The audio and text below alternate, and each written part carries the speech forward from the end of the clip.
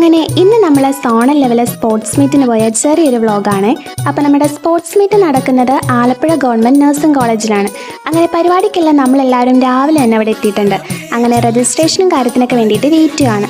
അങ്ങനെ ആ പരിപാടിയൊക്കെ കഴിഞ്ഞ് നമ്മളെല്ലാവരും ഡ്രസ്സൊക്കെ ചേഞ്ച് ചെയ്ത് സെറ്റായിരിക്കുകയാണ്.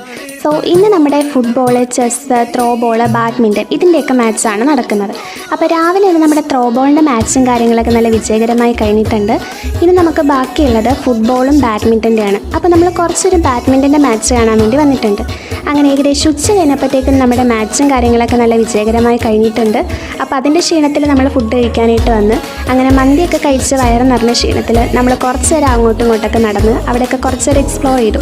ചെറിയ വെയിലും കാര്യങ്ങളൊക്കെ ഉണ്ട്, പക്ഷെ നമ്മളതൊന്നും മൈൻഡ് ചെയ്യുന്നില്ല.